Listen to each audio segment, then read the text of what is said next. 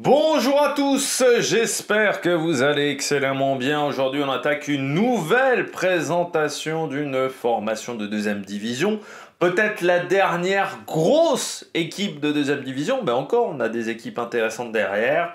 Avec la UnoX Mobility, on va revenir un petit peu sur l'année 2024 de cette équipe, sur les coureurs à suivre en 2025. Et puis les différentes victoires de l'an dernier. Allez, n'hésitez pas à vous abonner à la chaîne, à réagir dans les commentaires, à mettre un pouce bleu, à partager la vidéo sur les réseaux sociaux, notamment auprès de vos proches. Je pensais que ça peut les intéresser. Dans les commentaires, n'hésitez pas à me dire qui vous a plu, qui vous a déçu l'an dernier, qui vous allez suivre en 2025. Si vous avez les moyens et que vous voulez soutenir mon travail, vous pouvez faire un super thanks, ça se passe dans les commentaires. Vous pouvez également rajouter la petite cloche. Comme ça, vous êtes au courant des dernières vidéos qui sortent, notamment des vidéos cyclisme, biathlon. Bon, voilà, il y a encore plein de contenu sur la chaîne cette semaine, même si ça va être une chouille plus calme quand même. Allez, on commence tout de suite avec la UnoX Mobility. Une équipe, y a toujours l'état d'esprit viking dans cette formation. C'est vrai que c'est une équipe qui a un état d'esprit, comme on a eu à l'époque de Jean-René Bernaudot, ou je dirais, ou le Wolfpack de la Quick Step. Il y a des formations comme ça où tu te dis, il n'y a pas vraiment un truc qui caractérise ces équipes. C'est-à-dire que bon, les mecs passent, mais il n'y a pas forcément un attachement à telle ou telle formation. Tu sens que chez UnoX, tu sens que chez Jean-René Bernaudot, chez Groupama aussi, par exemple, il y a un vrai attachement, il y a un vrai état d'esprit, encore plus chez UnoX. Et je pense que l'équipe qui symbolise plus ça, c'est UnoX. Il y a un vrai état d'esprit de combattant, d'animateur du dernier Tour de France également. Mais il y a un vrai état d'esprit dans cette formation. Et moi, j'ai toujours salué ça. Et surtout, l'équipe, même si elle essaie d'avoir de plus en plus de résultats, même si elle essaye maintenant de monter en World Tour, hein, on sait que c'est l'objectif. Ils étaient à deux doigts de racheter la licence de la Quick Step si la Quick Step partait.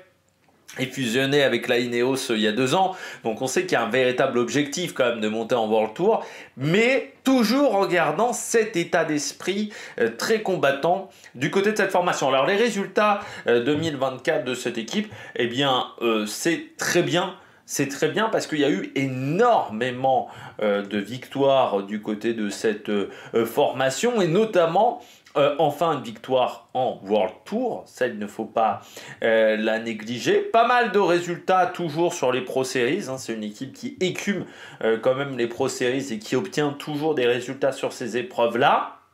En fait, la seule déception que j'ai avec cette équipe, qui a changé de marque de vélo en passant, parce qu'ils sont maintenant sur des vélos Ridley et plus sur des vélos d'air. C'est peut-être, il y a peut-être eu une envie aussi de changer de marque de vélo. C'est que les recrues ont eu beaucoup de mal à performer. En gros, à part Kurt Nielsen et sur la deuxième partie de saison, hein, sur la première partie, ça a été un peu plus compliqué. Toutes les recrues de l'an dernier ont eu beaucoup de mal à rentrer dans l'effectif. Alors, est-ce que c'est cet état d'esprit viking, cet état d'esprit UnoX qu'il est compliqué à intégrer, avec des stratégies qui est peut-être compliqué à intégrer? Est-ce que tout simplement c'est le matériel? C'est vrai que les vélos d'air, cette année, on passe sur du Radley. Donc peut-être qu'on avait du mal avec ces vélos et qu'on a changé le matériel. Je regarde les roues également. On était sur des DT suisses. Est-ce qu'on est toujours là-dessus? On est toujours sur des DT suisses, mais on est passé chez Riley. Et puis les roues, les pneus, on a changé. On était chez Schwalbe et on est passé chez Continental désormais. Donc voilà, il y a un peu de changement de matériel du côté de cette équipe, parce que peut-être que les recrues, ça a été la difficulté. La seule déception vraiment dans les résultats, c'est les résultats des recrues qui n'ont pas réussi à être performantes d'entrée. C'est vrai que la saison de Leknesund, la saison il y avait qui d'autre en recrue? La Leknesund, il y avait Ulgard également qu'on a peu vu. À part Coolset, mais Coolset était déjà dans cette équipe UnoX, dans l'équipe de développement. Mais c'est vrai que Wideberg, par exemple, assez transparent aussi. Voilà, les coureurs ont eu du mal à se faire à cette équipe. J'ai eu l'impression, voilà, il y a eu une petite déception pour moi de ce côté-là, du côté de cette formation Uno X où je m'attendais plus des recrues. Alors heureusement, les coureurs qui étaient là en interne depuis des années ont été très performants et très bons. Les recrues, eh bien ça a été un petit peu plus compliqué du côté de cet effectif. Allez, on regarde les victoires en 2024 de cette formation. Alors déjà, on a eu 2 victoires d'un coureur qui n'avait pas le maillot de la Uno X ce jour-là, mais qui était sous contrat avec la Uno X.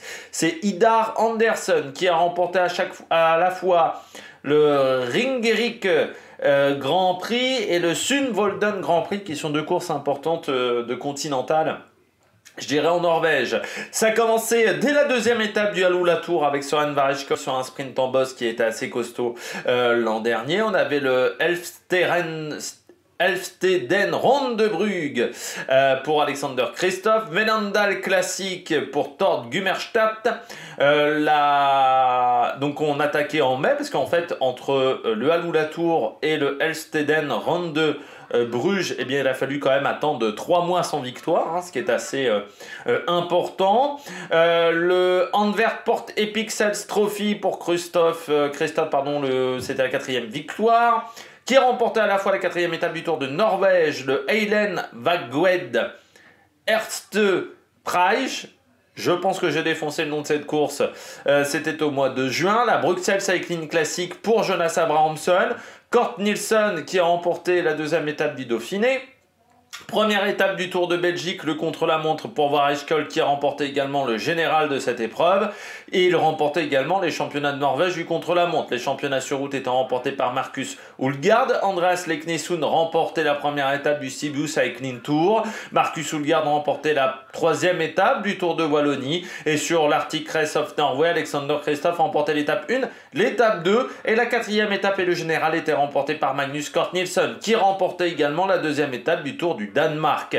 Frédéric Vernes remportait lui la première étape du Tour du Poitou-Charentes. Varechkol remportait le contre-la-montre et le général de cette épreuve. Sur la première étape de la Crorès, c'était une victoire d'Alexander Kristoff comme sur la 5e étape de cette même course. Et enfin sur le Veneto Classic, la dernière course en Europe de la saison, eh bien c'était Magnus Cort Nielsen qui s'imposait, ce qui fait donc 26 victoires pour cette formation.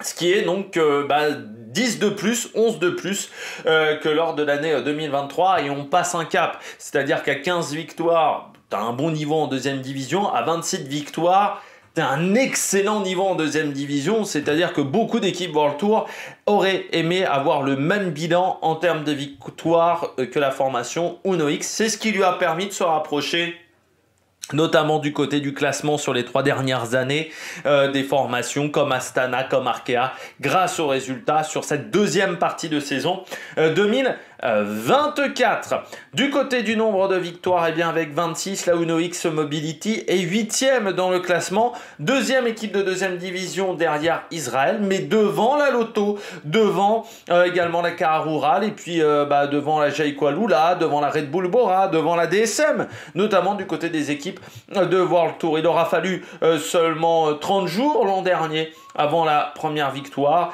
Il faut le dire que depuis 2022, cette équipe met entre 30 et 40 jours pour aller chercher sa première victoire, ce qui est plutôt un excellent résultat de ce côté-là, alors que sur certaines années, c'était une formation qui avait quand même beaucoup de mal à gagner. Il faut bien le dire, surtout sur la première partie de vie de cette équipe, qui a connu une carrière, cette équipe, en continental. Du côté des points sur la saison dernière au niveau Pro Cycling Stat avec les 100 meilleurs résultats, eh bien 4433 points de marqués, ce qui veut dire à peu près pareil que les équipes de bas de classement, on va dire de continental, de World Tour, pardon. Ça fait plutôt partie du haut du paquet des équipes de 2e division en termes de résultats. Donc là, c'est très intéressant ce qu'a réussi à faire la Uno X. Il faudrait encore marquer plus de points pour aller chercher Astana et Arkea. Une équipe qui a connu 8 vainqueurs différents, donc ça veut dire que sur 26 victoires, on a quand même été dépendant de certains coureurs. Je pense notamment à Alexander Kristoff, un petit peu Søren Varechkel aussi sur la saison 2024 du côté de cette formation. La Uno X qui a fait des transferts, bien entendu, 4 départs pour 7 départs pour 4 arrivées, je vais y arriver. Avec les départs à la retraite déjà de Sindre Kulset, de Louis Bennigsen et de Idre Andersen. Départ chez Unibet pour Odd Christian Eking qui n'est pas resté longtemps dans cette formation, seulement 1 an. Niklas Larsson lui rejoint l'équipe BHS PL. Béton Bodholm qui est une équipe danoise de Continental. Voilà. Du côté de Tord Gumerstadt, on rejoint la Décathlon AG2R. Marcus Sander Hansen rejoint la même équipe que Niklas Larsson du côté des départs de cette formation. Les arrivées, la plus grosse arrivée pour moi, c'est Andreas Krohn qui était à la Lotto Destiny. Arnund Grandal. Janssen qui a été chez Jayco Alula, et puis 2 coureurs qui étaient dans l'équipe de développement, Simon Dalby et Henrik Pedersen, ce qui fait que l'effectif 2025 de cette formation Uno X, hop là, j'ai pas fait mon petit total, eh bien, est 9e au niveau du classement des effectifs jeunes anciens avec 25 ans, 8 de moyenne d'âge. Alors certes, pour de la deuxième division, on est dans la moyenne, mais pour une équipe de World Tour, eh bien, ça ferait l'équipe la plus jeune, hein, au niveau de la Bahreïn, notamment, qui est à 25 ans, 8 de moyenne d'âge. L'effectif 2025 de cette formation, eh bien, 27 coureurs à l'intérieur, hein, donc on reste sur un niveau assez proche d'une équipe du World Tour, avec un effectif qui a 4 coureurs qui ont 30 ans ou plus, dont un seul coureur qui a 35 ans ou plus, Alexander Kristoff. On retrouve également Magnus Cort Nielsen, Armund Grandal, Janssen et Marcus Ulgaard. Et à l'inverse, on a quand même une bonne dizaine de coureurs qui ont moins de 25 ans, dont des coureurs qui ont moins de 23 ans, Simon Dalby, Stian Fradheim, Carl Fredrik Bevort, Johannes Kulset ou encore Henrik Pedersen à seulement 20 ans et 84 jours, qui est le coureur le plus jeune. On perd pas les meilleurs coureurs de l'effectif, donc ça c'est déjà une bonne nouvelle. En gros, toutes les stars restent.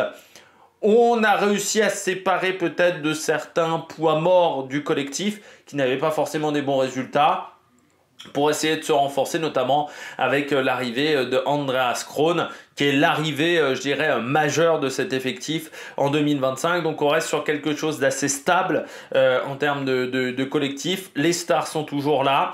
On se renforce un petit peu avec Andreas Krohn. Et puis certains coureurs, eux, devront obtenir des résultats désormais. Je pense notamment aux 2 frères Alland Johannesson, que ça soit Anders ou que ça soit Tobias. Allez, on regarde tout de suite les coureurs au top. Du côté des coureurs à suivre pour l'an prochain, je commence avec Andreas Krohn. Pourquoi c'est le coureur que j'attends plus lors de cette saison 2025 ? Parce que comme toutes les recrues ont eu quand même beaucoup de mal l'an dernier, à intégrer cet effectif, je me dis, est-ce que ça sera aussi compliqué pour Andreas Krohn, alors que c'est un coureur très talentueux, vainqueur déjà d'une étape sur la Vuelta. Alors, c'était quand même une étape un petit peu particulière sur la Vuelta de 2023, mais c'est vrai que c'est un coureur que j'attends, surtout que sa saison 2024 a été décevante, hein, on va pas se mentir. En résultat majeur, une 10e place sur le circuit de Getxo, et puis une 3e, une 7e place du côté du Tour du Luxembourg. On s'attendait à mieux du côté de ce coureur qui courra, à Grande Camino. Grande Camino, il y aura qui au départ ? Pas grand monde cette année à Grande Camino. Il y a Jakob Fuglsang, mais c'est vrai que cette année c'est assez faiblard. Déjà parce que la Visma n'y est pas. Il y aura James Knox, mais on sent que beaucoup d'équipes ont décidé de ne pas venir. La Groupama FDJ vient avec seulement l'équipe continentale, donc il y a peu de coureurs de vraiment intéressants qui vont aller sur cette épreuve. Mais on aura du monde du côté de la Uno X qui voudra peut-être faire le classement général. Et Andreas Kron, je l'attends encore une fois parce que la saison 2024 a été compliquée, en net retrait par rapport à ce qu'il avait fait en 2023 et parce que dans cet effectif, on a parfois du mal à s'intégrer. Donc il faudra voir comment il arrive à s'en sortir, Andreas Kron. Donc les raisons de mon suivi intense de ce coureur, parce que ouais, j'ai été déçu par Leknessund. Kort Nielsen, au début j'ai trouvé que ça a été compliqué, ensuite il a vraiment bien réussi à trouver des solutions. Mais les recrues de 2024 ont quand même pas apporté tant de points que ça à cet effectif. Andreas Leknessund. Est-ce que ça sera seulement l'homme d'un grand tour en Leknessund? C'est-à-dire un seul Giro, et puis voilà. Leknessund, il a fait 2022-2023 intéressant. 2024, décevant. Décevant pour moi. Alors déjà, il avait fait une deuxième partie de saison 2023 qui n'était pas fantastique. Après son Giro, bon, il disparaît un petit peu des radars. L'an dernier, Sibu Cycling Tour, championnat de Norvège, où il a eu des résultats, et puis un point c'est tout, quoi. On l'a beaucoup vu en échappée, mais dans des échappées qui n'allaient pas au bout, où il était repris assez tôt dans ces échappées-là. Il n'a même pas fait le Tour de France au final, parce que Leknessund, au départ, je me disais, il va faire le Tour de France. Il n'a pas fait le Tour de France, il a fait le Dauphiné, mais sans faire le Tour de France. Un Dauphiné très décevant. Et une année compliquée pour Andreas Leknessund, que j'attendais à un meilleur niveau. 2025 pour le moment c'est pas parti pour être forcément fantastique. 16e de Serra Tramontana, et sur le Tour d'Andalousie il fait 21e du général. Il n'y a que sur la première étape où il était dans l'échappée où il finit 6e, mais il prend quand même l'échappée matinale. Je me demande vraiment s'il va réussir à se relancer, Leknessund. Et pourtant il a que 25 ans. On se dit 25 ans, ça reste un coureur qui est très très jeune. Mais aujourd'hui, les résultats sont pas vraiment là. Il n'y a pas de résultat majeur pour ce coureur. C'est ça qui est dommageable. Et oui, il a eu du mal chez Uno X l'an dernier. Il est passé de la DSM à Uno X, il y a eu une baisse de performance. Pourtant, c'était un coureur qui connaissait Uno X, parce que dans ses premières années, notamment quand il était plutôt spécialiste du contre-la-montre, il avait été bon chez Uno X. Mais l'équipe était un peu différente à l'époque. En 2024, c'était plus compliqué. Et puis il y a aussi cette grande énigme autour de Leknessund, d'un coureur qui était quand même dominateur sur le contre-la-montre quand il était jeune, quand il sortait des juniors, il était dominateur sur le contre-la-montre, et c'est un coureur qui a quand même disparu sur cette discipline-là. Maintenant, c'est peut-être l'un des coureurs les plus mauvais en montagne, des coureurs qui veulent jouer le général d'un grand tour, c'est peut-être le plus mauvais sur un contre-la-montre. Donc là aussi, c'est un peu une énigme pour le moment, Andreas Leknessund. On poursuit avec Tobias Allan Johannessen. On en a un peu parlé sur le Tour d'Andalousie, donc je vais un peu rééditer mes propos. Faut obtenir des résultats maintenant. C'est-à-dire que quand tu es le vainqueur du Tour de l'Avenir, que tu as eu des résultats quand même assez vite après avoir fait le Tour de l'Avenir, son année 2022 notamment n'est pas mauvaise, on attend des résultats. Aujourd'hui, il a 25 ans. C'est quand même entre 2023 et 2024 ça a décroché en termes de résultats, et surtout pour le moment il a certes pris des échappées sur le Tour de France, mais il n'a jamais joué le général sur un Tour de France. Quand il gagne le Tour de l'Avenir, je rappelle, c'est devant Carlos Rodriguez qui a déjà fait top 10 sur un Tour de France, devant Filippo Zana qui a fait quand même des résultats sur des courses. Alors après, derrière Lemreise et Hugo Toumier, on ne peut pas dire qu'ils nous ont pour l'instant émerveillés par leur talent. Mais par exemple, il y avait Lipovitz 14e. Lipovitz, on l'a vu. Steinhauser également, faire des résultats. Aujourd'hui, Tobias Allan Johannessen n'a pas réussi à faire cela. Donc c'est vrai qu'on l'attend désormais à un meilleur niveau. Et on attend surtout qu'il y ait les résultats, les résultats pour Tobias Allan Johannessen, parce qu'à 25 ans il a encore 2 ans de contrat, mais il faudra peut-être faire une croix à un gros salaire si les résultats ne viennent pas, et on l'attend au moins notamment sur des étapes du Tour de France, pourquoi pas également sur les classiques ardennaises. Je ne sais pas si vous avez entendu, mais sur l'Amstel le parcours a changé. On finit de nouveau par le Koberg. Sur la dernière boucle, il y aura de nouveau le Koberg. On chantait le Koberg jusqu'à maintenant, on retrouve le Koberg. Je ne suis pas sûr que ça soit une bonne idée. Parce que le Koberg avait tendance à bloquer la course, sachant que le Koberg, c'est pas si dur que ça. Donc moi, je trouve que c'est une mauvaise idée de repasser par le Koberg. Je trouve qu'on a eu des courses plus passionnantes sans le Koberg ces dernières années qu'avec le Koberg. Mais bon, il décide de récupérer le Koberg. Mais Tobias Allan Johannesson, oui... on espère le voir sur les Ardennaises plutôt que sur les Flandriennes, mais on espère surtout le voir à un meilleur niveau, parce que jusqu'à maintenant j'ai été quand même plutôt déçu par ce qu'a fait le coureur norvégien. Alexander Kristoff, est-ce qu'il va atteindre les 100 victoires? Ça c'est la grande question, Alexander Kristoff. On est à 97 selon Pro Cycling Stats, moi j'en étais à 98. Donc il y en a peut-être une qui a sauté depuis. Vainqueur cette année sur le Tour d'Andalousie, 4e sur le Alula Tour. Sur la dernière étape, bon, dans un sprint en petit comité, oui, bah maintenant l'objectif c'est les 100 victoires, en sachant qu'à 37 ans, il a encore été très bon l'an dernier. C'est-à-dire que l'an dernier, il fait encore une excellente saison, Alexander Kristoff. À 36 balais passés, donc je me dis qu'à 37, bientôt 38, il est encore capable d'être performant.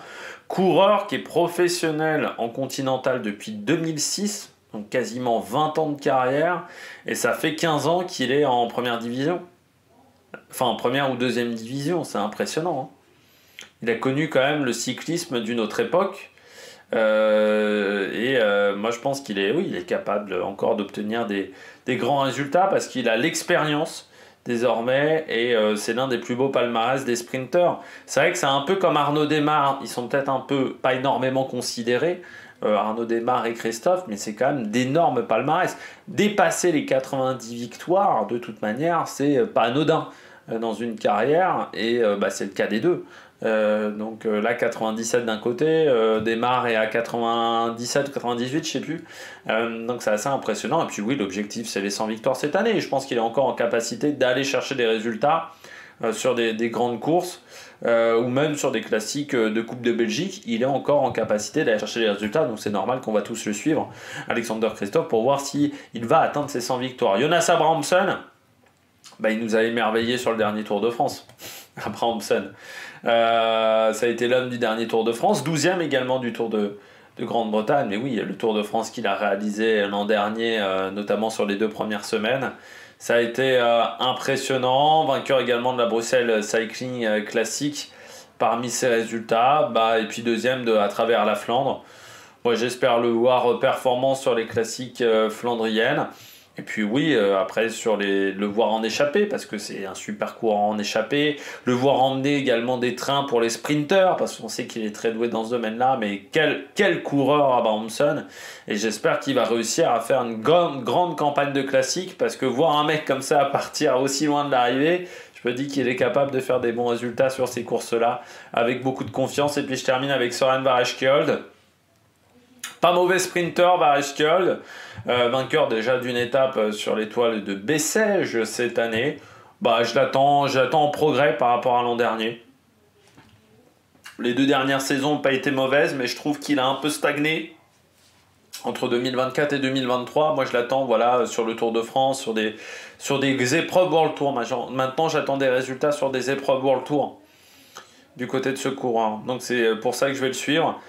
Et j'espère qu'il arrivera à faire cela, Søren Vareskjold, c'est-à-dire obtenir des grands résultats sur les épreuves les plus importantes du calendrier. Et donc c'est ce qu'on regardera. Le maillot, on reste sur les mêmes couleurs du côté de Uno X, c'est-à-dire rouge-jaune. Voilà, c'est quasiment le même maillot entre les 2 années, donc il n'y a pas vraiment de grande modification du côté de cette équipe. Après, ce sont des couleurs qui sont quand même plutôt bien reconnaissable, il faut quand même pas se mentir, même si des fois le rouge, c'est vrai que sur les vues de devant on voit pas toujours le jaune, c'est vrai que c'est un rouge assez similaire à Arkea notamment, mais au niveau de la bande jaune sur les vues d'hélicoptère, ça se voit quand même assez nettement. Et puis c'est les couleurs qu'ils ont depuis des années, c'est-à-dire que ça fait depuis des années qu'ils ont ces couleurs là.